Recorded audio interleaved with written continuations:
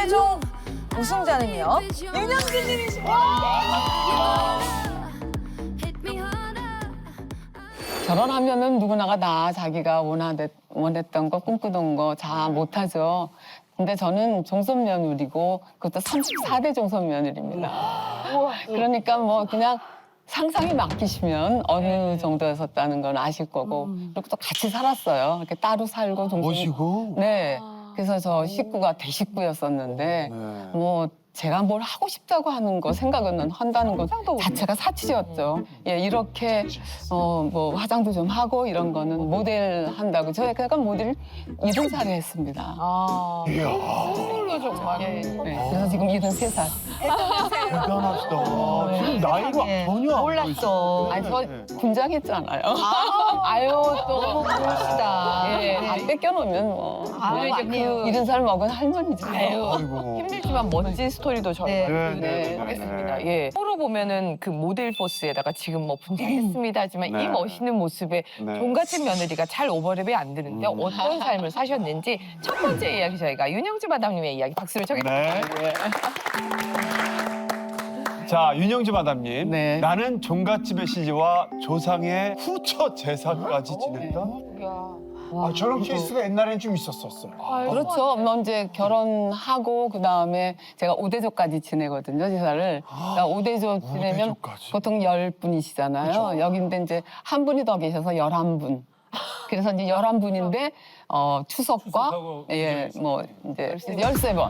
한 달에 한 번 좀 이상이죠. 저희 집도 그랬었어요. 그렇죠. 한 달에 한 번씩 했었어요. 네.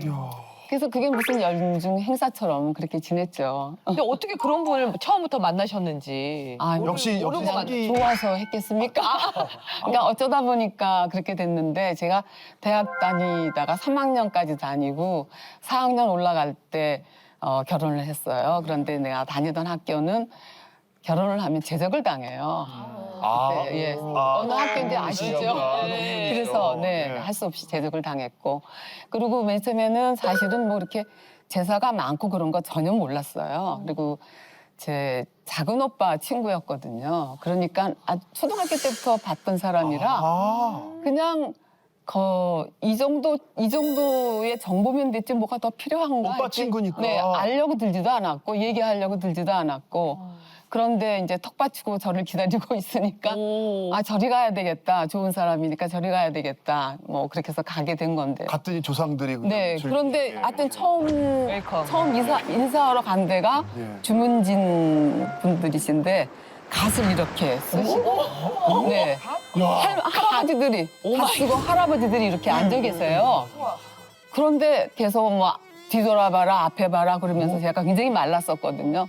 저렇게 말랐으니 애나 애를 못 낳겠느냐 갖는다고 뭐 그런 얘기하고 맞아. 나 뭐 애 낳는 기계인가 왜 저러지 뭐 그러기도 하고 그랬었어요. 그런데 이제 우리 어머니는 사실은 놀러 갔어도 제사 이렇게 많다. 뭐 제사는 이렇게 지내는 거다.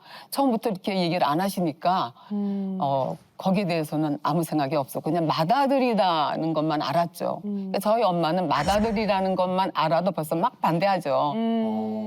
근데 가야 될 것 같은 거야 저쪽으로. 그거는 지금 나도 몰라요. 왜 그랬는지 팔자인지 뭔지. 하여튼 그래서 가게 됐는데 어머니는 그때까지만 해도 이제 시골에 시할아버지가 계셨으니까 시할아버지가 주관하셔서 제사를 지내셨던 거죠. 그러니까 저한테 그렇게까지 얘기를 안 하셨는데 결혼하자마자 시할아버지가 돌아가셨어요.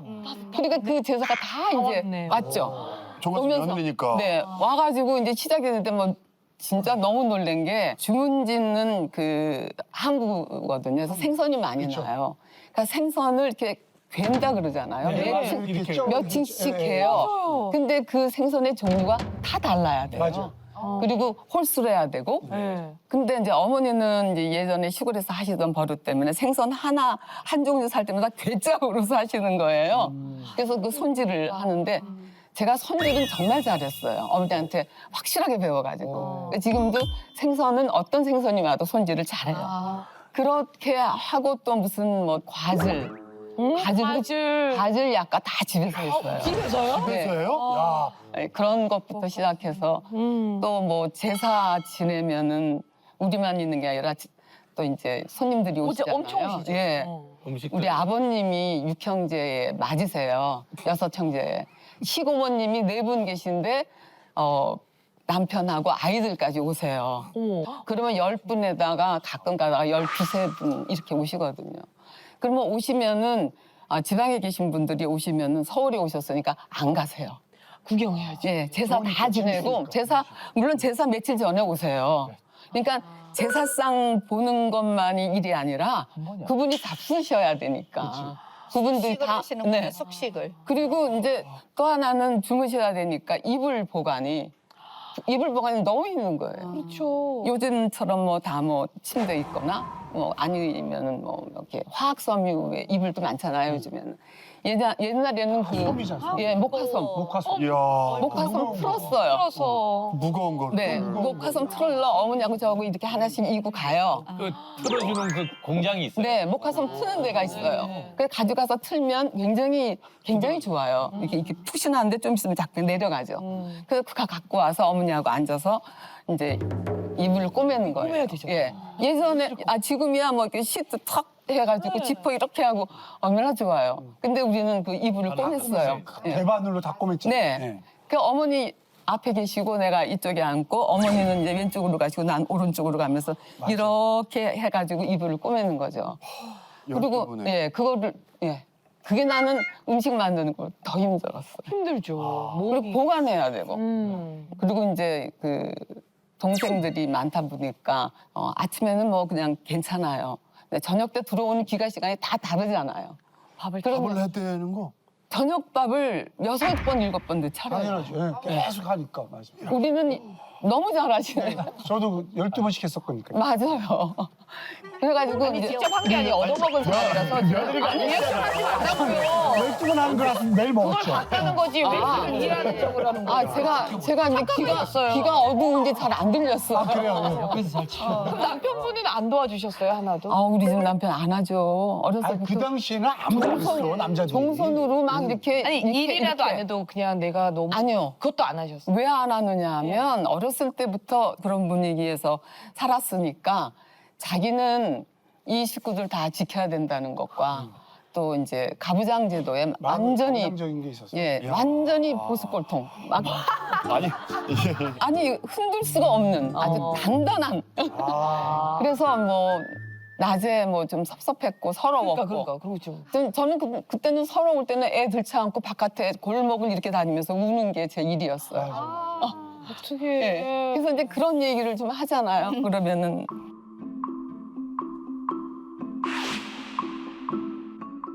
제가 이제 불평불만이 많은 사람이다. 뭐가 그렇게 불평불만이냐. 그리고 내 앞에서 동생들 얘기나 내 식구들 얘기를 할 거면은 하지 마라. 내가 너무 잘하는 사람들인데 그럴 리가 없다. 그럴 리가 없다 또 예. 나왔다 명. 그럴 리가 없고 맨날 나오고. 너는 만약에 그런 일 있으면 둘이 해결해라. 걔랑 해결하지 왜 나한테 그러냐. 안 살려고 그랬었어요. 진짜 안 살려고 그랬었어요. 아니 이제는 나도 말할 수 있다. 그러니까 프로그램에 제가 나가셔야 70살에 오죽하면 모델이 됐겠어요. 그래서 이유가 있어. 하늘 틀어. 아니 이거는 장려하는 게 아니라 진짜 그냥 그간의 세월을 너무 고생하셨다는 게서 진짜 박수. 아니 런웨이에서 당당하게 늘 멋지게 걸으시잖아요. 근데 그 전의 삶은 애 없고 일하고 항상 괴짝하고 울면서 골목 걷고 그러시던 과거가 있었다는 게 상상이 안 됩니다. 진짜. 사람들이 들으면 이해가 안 되는데 네. 우리 때만 해도 완전 지옥이었어. 저도 그 차례가 한 1년에 8번인가 9번 있는데 정상적으로 정식으로 차려야 돼. 약식이라는 거 없어. 고이는 것도 제대로 다 네. 고이고 또 붓글씨로 다 써서 붙이고 남편은 또 한복에다 두루먹 입고 갓 쓰고 세창 이렇게 하면 맞아요. 그러니까 그거 맞아요. 차리려면 그랬어요. 며칠 전부터 전 부치고 묵치고 고생 그런 고생이 없는데 내가 또 맏며느리로 태어나서 내 정말 이 남자가 좋아서 왔지만 이런 지옥살이를 하는구나. 완전 지옥이야. 제대로 차려야 돼. 아유. 또 부치개가 하나 조금만 탁임을 해도 혼나. 다시 붙여. 어머. 정성이 들어가야지. 이러면 그냥 제대로 해야 돼. 그런 마음이라도 이게 있어요. 보면은 예. 고생을 그러고 그러니까요. 너무 진짜 아니 나는 억울해. 아까 50대로 봤는데 뭐 70대라고 그래서 나 깜짝 놀랐어. 그러니까요. 우리 윤영주 마담님은 며느리 네. 어떻게 좀 눈치를 본 적이 있어요? 며느리가 좀 이제는 나이가 완전 20살 이런 때가 아니니까. 좀 있으면 50이에요. 그러니까요. 그러니까 이제 쟤 눈치 예. 좀 봐야 되나 이럴. 근데 우리 전 며느리랑 같이 살아요. 아들 잘했어, 둘이랑. 잘했어. 고통을 줘야 돼. 근데 고통스러워 보이지는 않아요. 네. 그 첫 번째 이유는 얘네들이 첫사랑이었어요, 아들이랑. 그런데 뭐 40이 넘어서 다시 만난 거거든요, 떠났다가. 우리 며느리가 떠났지. 우리 아들은 락 하는 애거든요. 근데 나는 어렸을 때 이 친구가 마음에 내가 안 들었어요. 안 들었던 첫 번째 이유는 얘가 어떤 애인지도 알아차리기 전에 내 아들이 락 한다고 그렇게 밤새고 머리 길고 가죽 바지 입고 정말 싫은 거야. 그리고 동네 사람들이 그래. 아니 35대 정선이라며. 근데 쟤 왜 저러고 다녀. 막 그게 너무 부끄럽기도 하고. 그래서 그런 상황에서 며느리랑 둘이서 그냥 20대 조금 초반에 다니는데 키가 175, 6 이렇게 된 애가. 며느리가요? 네. 모델이니까 아주 삐쩍 말라가지고 또 옷도 화려하게 입고 너무 싫은 거야. 두 분이 같이 다니면 달리겠네요. 너무 싫은 거야. 우리 아들도 키가 183, 5 이렇거든요. 근데 머리 이렇게 기르죠. 체인을 막 이렇게 갈고 다니죠. 어쩌렁저렁. 동네 쟤만 다녀도 내가 눈에 띄어서 속상해 죽겠는데 그 옆에 그러니까. 쟤까지. 그러니까 이제 무조건 싫은 거였죠. 그랬는데 우리 집에 처음 왔는데 되게 짧은 숏 팬티를 입고 와서 내가 한다는 얘기가 남자친구 집에 처음 오면서 그런 숏 팬티 입는 거 아니야. 맞아. 그랬어요. 종갓집 며느리가. 그리고 그 다음에 또 문두방 위에 쓰지 마. 그거 재수 없어. 맞아. 맞는 얘기. 근데 맞는 얘기가 하거든요. 그래서 결혼을 그러니까 그 다음에 난 결혼 안 해 이게 된 거죠. 그래서 그럴 줄 알았는데 어느 날 엄마 그 옛날에 내가 20살 때 만났던 현정이 알아? 그래서 알지. 그 키 크네. 그 친구 걔가 전화가 왔는데 이러이러하다 하는 거예요. 너무 반가운 거예요. 나는 뭐 외로웠고 또 아들이 40이 넘어가는데 결혼도 못하고 이렇게 있는 것이 안쓰러웠고 그랬는데 그렇게 오랜만에 만났는데도 어렸을 때 봤던 친구라 만났는데 진짜 어제 본 것처럼 반갑더래요. 어떻게 치마 입고 왔나요? 처음에는 또 만났을 때? 아니요. 그럼요. 긴 치마 입었어. 치마 입고 왔구나. 그랬는데 오랜만에 만났는데 나를 붙잡고 너무 많이 우는 거예요, 얘가. 그래서 왜 그러냐 했더니 한참 팔팔할 때 40대의 나를 봤을 때 그 모습은 없고 이미 늙었고 그리고 내가 반가워하고 그 눈빛을 처음 보고 그래서 눈물이 네. 터졌구나. 그리고 자기를 이뻐했던 시합 재수없다고 그랬었잖아요. 예, 예. 문지방. 근데 그 어머니가 이렇게 약해진 것 변하니까. 같아서. 그러니까 같은 마냥 울어요. 그러니까 이제 내 마음이 많이 이제 사그라졌고 세상에 그렇게 좋은 애가 그런 애를 그렇게 네. 삼으셨구나. 옛날에는 하자마자 언제 애 낳니? 애 낳으면 몇째니? 언제 낳니? 낳으면 둘째는 이걸 맨날 해서 저 기절을 했었잖아요. 근데 이제는 굳이 그러지 않아도 그냥 뭐 충분히 둘이서 즐겁다면 즐기고 낳아도 되고 아니면 아예 즐기고 안 낳아도 된다는 생각을 하시는 분들도 많고 직접 한국말로 얘기하시는 분들도 있어요. 두 분 다 그러신가요? 저도 네. 아니 저는 사실 뭐 아이들한테 맡기죠. 맡기는 편이고 그런데 저는 아들 하나 딸 하나가 있는데 둘째가 딸이에요. 근데 딸이 엄마 편에 서서 보면 늘 엄마는 평생을 너무 많은 대가족에서 제사에 물기 지냈기 때문에 입에 달고 산 게 난 엄마처럼 안 살아요. 그래서 내가 딸한테 좋은 영향을 준 게 아니라 뭐 나쁜 영향을 준 건가 할 정도로 그랬었는데 이제 여기서 학교 끝나고 미국에 대학원을 갔어요. 그래서 이제 미국 가서 어떤 남자애랑 연애를 했어요. 근데 그 남자애가 청혼을 했는데 우리 딸 말이 청혼을 했을 때 조건이 하나였었대요. 나한테 애 낳으라고 하지 않는다는 거.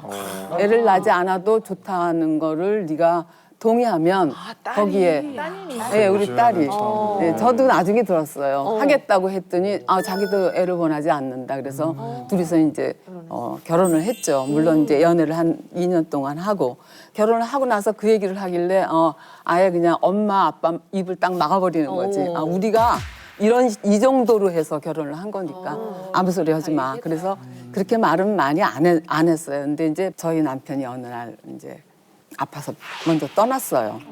그러다 보니까 저는 이제 대가족에서 살았거든요, 중손으로. 그래서 저희 부부, 어머니, 아버님, 또 동생들이 5, 우리 아들, 딸 애들에서 11식구 정도가 늘 지냈었어요.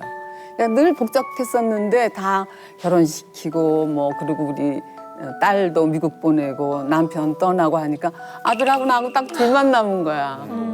정말 슬프더라고요. 남편 떠난 것도 슬프지만 그 다음에 슬픈 거는 왜 이렇게 우리는 식구가 줄어야만 되냐. 계속 줄잖아요. 늘질 않는 거야. 는다는 건 뭐냐. 너희들이 결혼해서 아기를 낳는 것이 는다는 건데. 너는 결혼한 지 10년이 가까운데도 애를 안 낳고 이러고 있으니 네가 좀 해결해주면 안 돼? 날 위해? 그런 방법은 너희밖에 없는데 어떡하겠냐고 물어본 거죠. 그러니까 1차 상의를 해보겠다는 거예요. 그래서 사위하고 이제 미국으로 돌아가서 전화가 왔는데 그럴 의향이 있다고. 애를 갖겠다고? 예, 그래서 아기 낳도록 해보겠다는데 이야, 이미 10년 만에? 팀을 10년을 했기 때문에 나는 그냥 그 마음이 고맙고 그렇지 아기가 혹시 안 된다 그래도 너무 걱정하지 마라. 나는 네가 지금 한 것까지만 해도 고맙다 했어요. 근데 8개월 됐는데 아기가 생긴 거예요. 이야. 대박이다. 네. 딸 부부가 동의한 지 8개월 네. 만에 네. 팀 그만둔 지 네. 8개월 만에. 이거 굉장히 이거는 드문 예라고 야, 드문 예죠. 네, 오랫동안 그래가지고. 그리고 이제 좀 느지막하게 애를 낳는 것에 대한 뭐 단점도 물론 있죠. 다 장단점이 있어요. 예. 그래서 그래도 즐거웠죠. 아예 우리는 아이를 낳지 않을 많아요, 거야라고 요즘에. 그러니까 지금 제 나이 친구가 그렇게 해서 결혼해서 아예 그렇게 결혼하고 너무 행복하게 잘 사는 친구가 있거든요. 그래서 자녀들은 되게 행복해하는데 부모님이 또 못 받아들이는 경우도 있잖아요. 또 응원해주는 부모님들도 있고 그 바라보는 심정은 어떤지 우리 윤영주 마담님 얘기 예, 한번 예. 들어보도록 하겠습니다. 자, 윤정주 마담님. 아들 이후로 우리 가문의 대가 끊겼다? 맞아. 저는 이제 34대 종손 며느리고요. 종선. 우리 아들은 35대 종손이에요. 그런데 지금 53이에요, 아들이. 제가 21에 애를 낳기 때문에 좀 많죠. 그리고 며느리가 49이고요. 얘네들이 결혼할 때는 45세, 41 이렇게 했었어요. 그러니까 늦게 가임이 되긴 했죠. 좀 늦긴 했지만. 그래서 이제 며느리는 결혼하자마자 본인이 부담을 느끼죠. 이제 35대 종손이라는 것도 알고 하니까 무조건 아기를 낳아야 된다는 거예요. 근데 저한테 의논하기를 너무 나이가 이제 많으니까 아기가 자연스럽게 되기를 기다리는 건 너무 시간이 오래 걸린다. 그러니까 시험관 아기를 하겠다고 해요. 그거 힘들잖아요. 다 아시겠지만. 그래서 그걸 8번이나 했어요. 정말 날씬하고 예뻤던 애인데 호르몬 주사 뭐 이런 거 맞으면서 70kg가 올라갔었어요. 그리고 여자는 매일 주사 맞아야 되죠. 네. 그리고 주사 맞고 그리고 좀 누워 있어야 되죠. 또 그러니까 몸무게가 늘 수밖에 없어요. 근데도 안 되더라고요. 그 안 되는 동안에 내가 우리 아들 제발 나가서 내 흉 좀 그만 봐요 그러는데 흉을 볼 수밖에 없는 게 이 녀석이 그렇게 열심히 할 때는 자기가 좀 도와줘야 되는데 뭐 별로 힘든 것도 없는데 술을 안 먹어야 되고 운동도 좀 많이 해야 되고 그러니까 건전한 생활을 좀 해야 되는데 도무지 말을 안 들어요. 정말 더럽게 말 안 듣거든요. 그래서 술도 늘 먹던 대로 먹고 뭐 그러니 아기가 되나요? 둘 다 하자가 없대요. 그 아기가 안 됐어요. 8번 했는데 며느리가 2번을 더 하겠다고 10번을 채우겠다고 하는데 나는 정말 남의 집 귀한 딸 데려다가 이건 말이 안 된다는 생각이 들어서 이제 그만하자. 그만하고 할 수 없지 않냐. 그랬더니 그렇게 성실하게 하지 않았던 아들 녀석은 왜 하필이면 내 대에서 이게 끊어져야 돼? 왜 하필이면 내 대에서 그건 네가 잘못한 건데. 아니 난 그거 참 속상해 죽겠어. 어렸을 때부터 제사 지내는 거를 보고 자랐으니까. 그래서 이제 요즘에는 나는 어차피 제사는 길게 못 갈 것이고, 그러니까 며느리 또 배려도 하고 싶고, 그래서 언제든지 제사는 끝날 때쯤 되면 같이 얘기를 하자. 우리 아들이 싫대요. 내가 내 대에서 끝나는 것도 서러워져. 근데 내가 그걸 왜 일부러 의도적으로 하겠냐고. 자기는 끝까지 하겠대요. 아들 보고 전 부치라 그래봐요. 부치나. 끝까지 하겠대요. 그래도 어쨌든 제사는 제 주에 달린 거거든요. 근데 제 주는 아들이니까. 예. 네가 원하는 대로 해라 그러지만 어느 때 내가 죽고 난 다음에 뭐 무슨 일이 있을지는 알게 뭐야. 그렇게 됐어요. 세상에. 제 남편한테는 늘 미안하죠. 없지만 그 사람이 있었으면 그냥 이걸 이렇게 내버려 뒀을까 이런 생각도 들고, 그 사람은 그게 굉장히 심해요. 그 자기가 종손이라는 것 때문에 노력을 안 한 것도 아닌데. 예, 제사를 지내야 된다는 것 때문에. 혹시 윤영주 마담님도 이제 며느리랑 늘 같이 사시니까 그럼요. 예. 이렇게 왜냐면은 꼰대 소리 안 들. 왜냐면 외모만 봐도 또 그쪽과 멀게 예, 또 사람들이 예. 생각을 할 수 그럼요. 있으니 전혀. 그 얘기를 안 들으려고 좀 노력했던 적이 많으신가요? 그럼요. 근데 지금 내가 다 뭐 약간의 차이는 있죠. 근데 이 두 분 얘기하면서 말씀하시니까 또 쫓아서 세 번째 나구나 이렇게 생각했던 게 동감하죠. 네. 여지껏 나와서 저 며느리 좋은 얘기만 했죠. 네, 맞아. 네. 아니 기본적으로 좋은 아이예요. 근데 좋은 아이기 근데 알았어, 일단 알았어. 아니 이 얘기를 왜 하느냐? 항상 좋아. 앞에. 아니, 저도 좋은 아이고 나도 그냥 남들이 봤을 때 좋은 사람이에요. 뭐 이렇게 특별하게 범죄를 저지른 것도 없고. 네.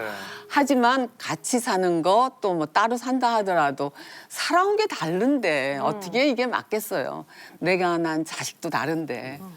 근데 이제 이 친구는 젊었을 때 굉장히 그 활동을 많이 했던 친구고 모델 하셨죠? 예, 모델을 친구하자는 예, 모델도 오랫동안 했어요. 그리고 이제 한동안 좀 쉴 때 결혼했어요.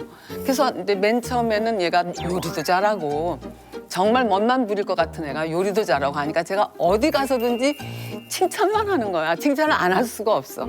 그런데 다시 일을 해요. 모델들 가르치는 일을 하다가 자기가 이제 아카데미를 내서 경영까지 해요. 근데 가르치는 거랑 경영하는 건 다르잖아요. 다르죠. 굉장히 바빠요. 그리고 스타일리스트도 하고. 근데 바빠지니까 그렇게 하던 뭐 야채가 좋으니까 어머니 오늘은 뭐 해요? 뭐 나물 해요? 뭐 이러던 친구가 어느 날 보니까 냉동식품을 자꾸 사는 거야. 그런데 이제 그것 좀 안 먹었으면 이제 바빠요. 나 바빠요.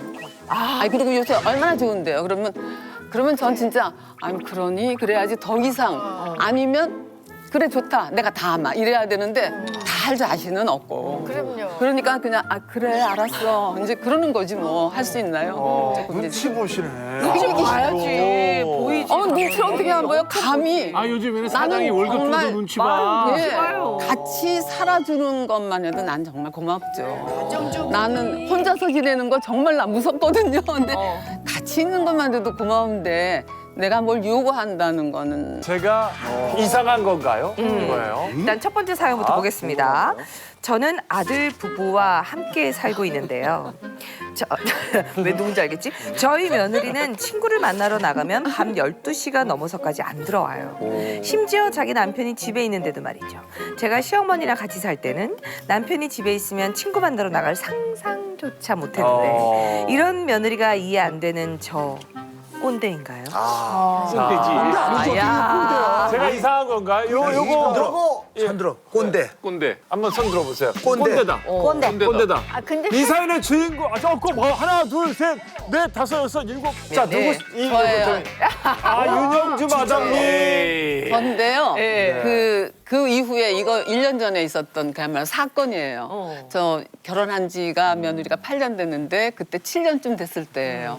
며느리한테 제가 CD 플레이어를 음악을 제가 많이 듣는 편인데 고장이 났어요. 그래서 CD 플레이어를 살까 새 거 살까 어떨까 그러는데 중고 시장에서 너무 좋은 게 나온 거예요.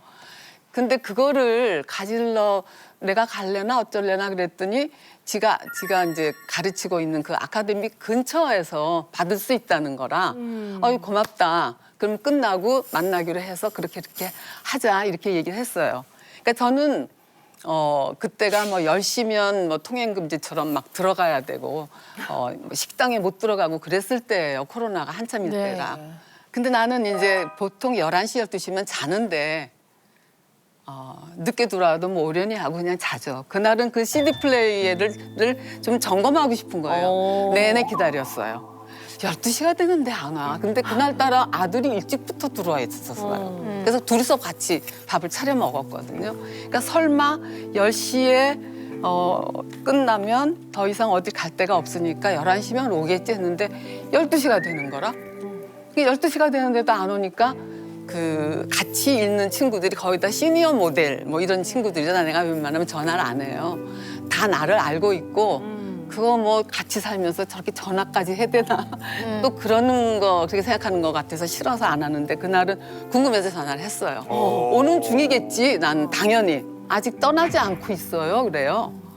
어디서? 그랬더니 그중에서 친구 집에까지 간 거야. 그러니까 마냥 있었던 거지. 아니 근데 우리 저기 오빠 이제 자기 남편을 오빠라 하니까 저 오빠한테 얘기했어요. 그래서 그럼 나는 그냥 딱 한마디 했어요. 맞는 얘기죠. 왜냐하면 나는 CD 플레이어 기다리고 딱 세 사람이 사는데 왜 나는 빼냐. 그래서 알았어요. 지금 들어갈게요. 그래서 그냥 그러고 끊었어요. 딱 그 나는밖에 안 했는데 그다음 그리고 이제 당연한 거지. 예, 조금 기다리다가 이제 왔어요. 왔는데 문제는 그때부터야. 더 있어요. 뭐. 아들이 감정이. 이제 그러면서 기분이 나쁘니까 이제 보통 아들한테 남편한테 뭐 어쩌고 그러잖아요. 나도 옛날에 그랬어요. 그러니까 아들한테 톡을 했나 봐요. 그러니까 뛰어나왔어.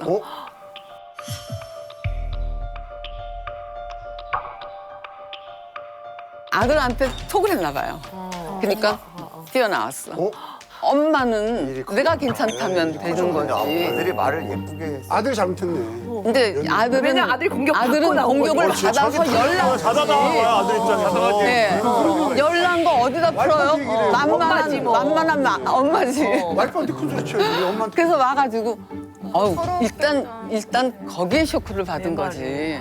그런데 그 다음날 아침이 어떤 날이냐면 그 설날 연휴가 시작되는 날이야. 그 다음 날이. 그래서 지금 그래서 일이 좀 커졌죠. 12시가 됐는데 도대체 밥 줄 생각을 안 하는 거야. 혼자서 밥 차려 먹는 것도 그렇고 밥을 이제 같이 먹지 말자는 얘기구나. 오늘은 둘 다. 집을 나가야죠. 그래서 내가 나갔죠. 그러니까 아니 그래 나가야지. 근데 혼자서 밥을 먹는 건 웃기는 얘기 그쵸, 같아. 그쵸. 자주 그리고 나가지. 그러고 싶지도 않고 나가서 먹어야겠다. 혼자서 나가서 잘 먹어요. 그래서 이제 혼자서 나갔어요. 안 돼.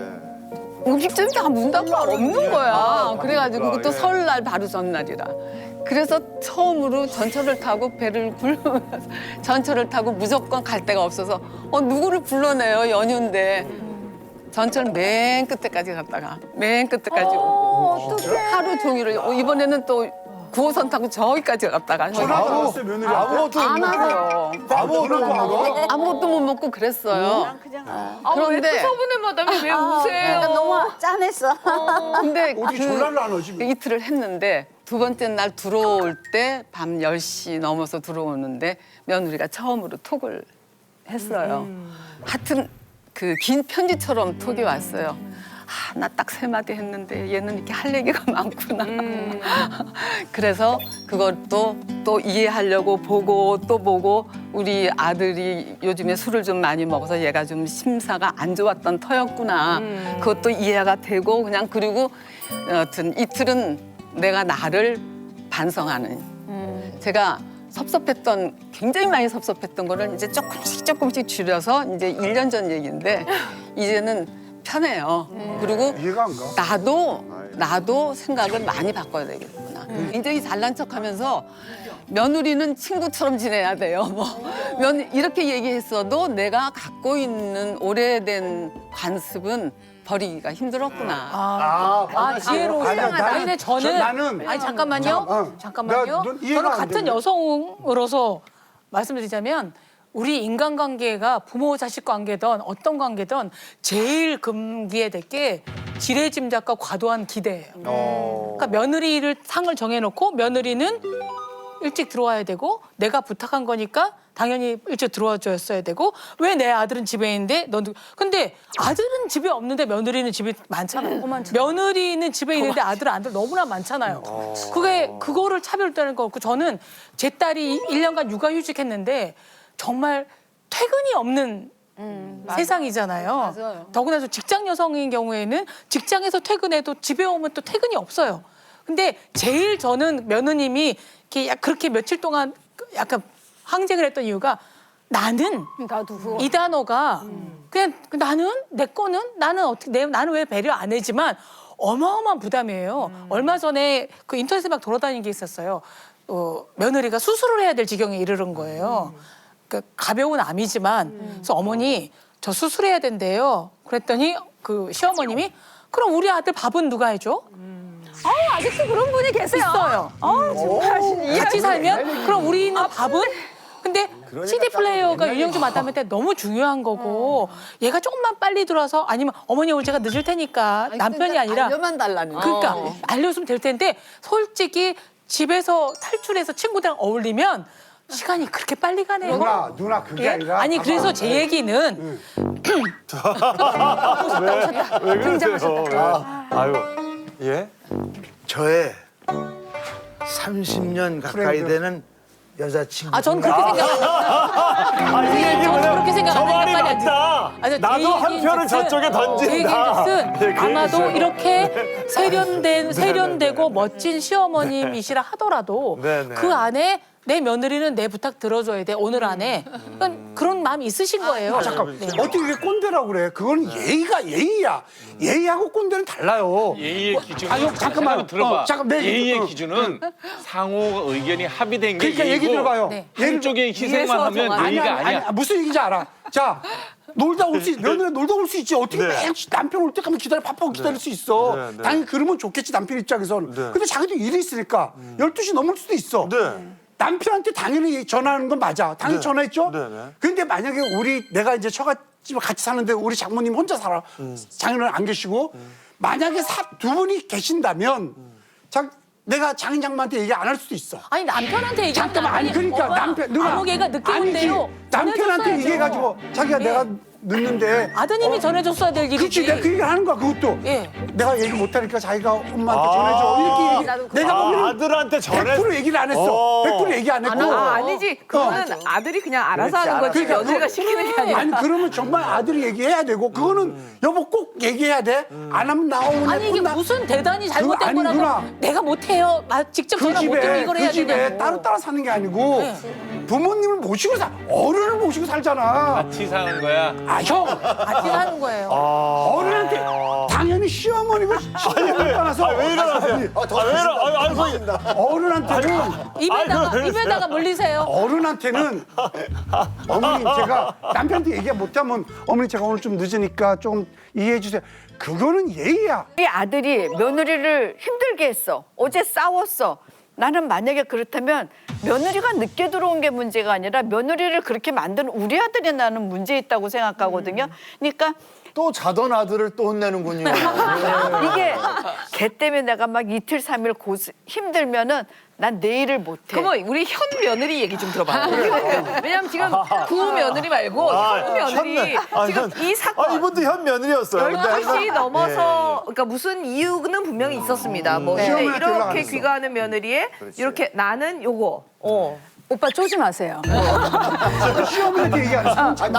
저는 지금 사실 두 가지 감정이 들어요. 이거는 전업주부가 아니잖아요. 그러니까 제가 아무래도 이제 며느리 입장 우선 대변을 하자면 전업주부가 아니고 또 사회생활을 하는 친구인데 그걸 매번 하는 것도 아니고 어쩌다 한번 그렇게 어머님이 생각하는 그 시간 타임라인에 벗어나서 화가 나실 수는 있겠지만 며느리 입장에서 밖에서 그렇게 오랜만에 스트레스 풀면서 지인 만났는데 갑자기 숨이 턱 막히게 그래 근데 나는 이 말을 좀 들었으면 좀 사실 좀 숨이 턱 막혔을 것 같기는 해요. 만약 표현이 다른 표현으로 야 그래도 나한테도 좀 얘기는 해줘 이렇게 뭐 그러면서 뭔가 이렇게 했으면 달랐을 텐데 근데 나는 이게 조금 그게 그냥 내 스타일이에요. 그렇지만 같이 살 경우는 제가 만약에 지금 같이 살고 있다면 저는 어머니한테 전화를 걸었죠.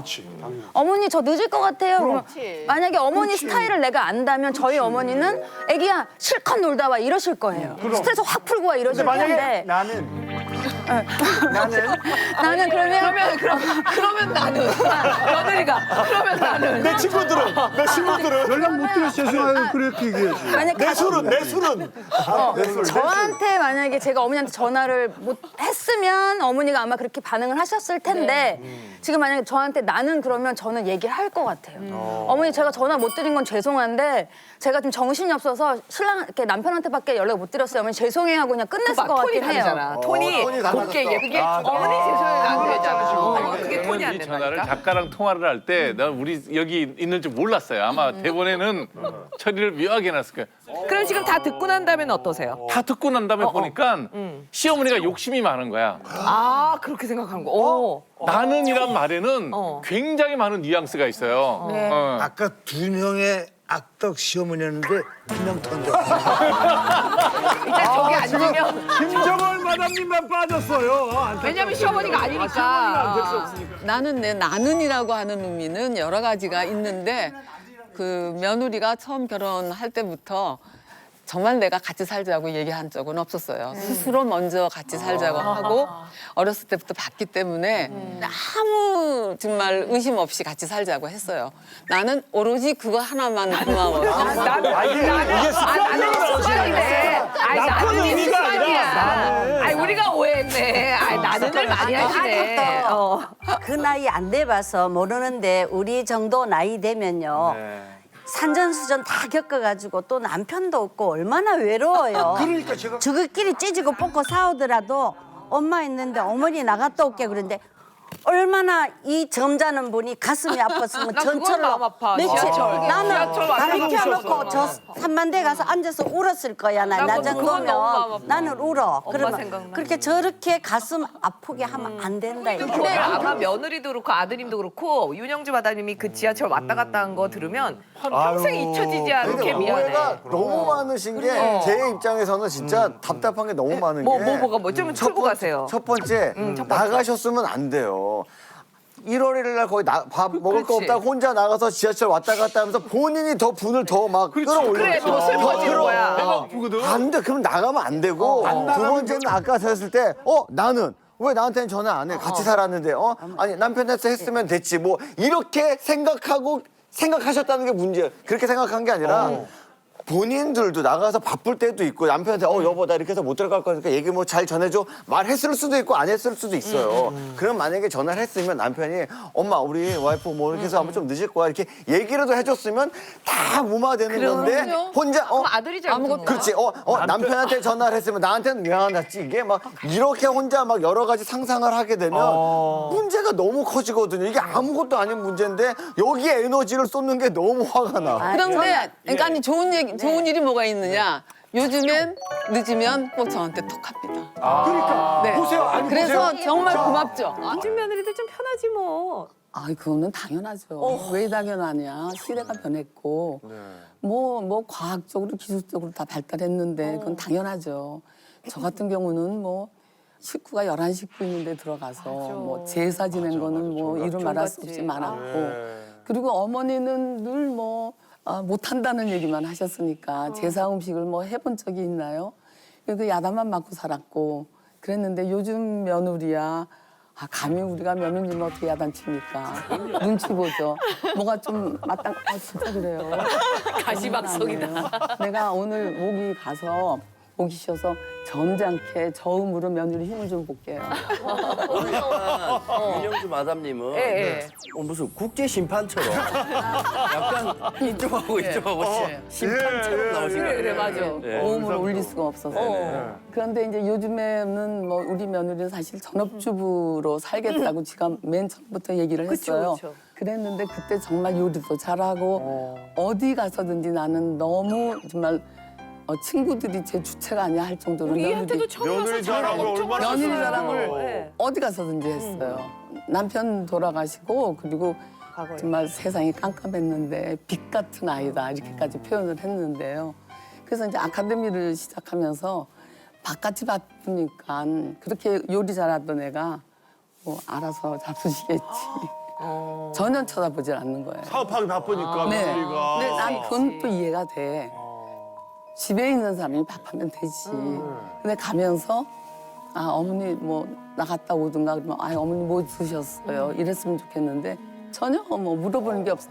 관심이 없는 거야. 바쁘니까. 네. 바쁘니까도. 네. 네, 근데 그게 안 했다가 계속 그랬으면 모르는데 너무 잘하다가 그래. 안 하니까 어. 요즘에 나는 그냥 나는 버려진 아이인가.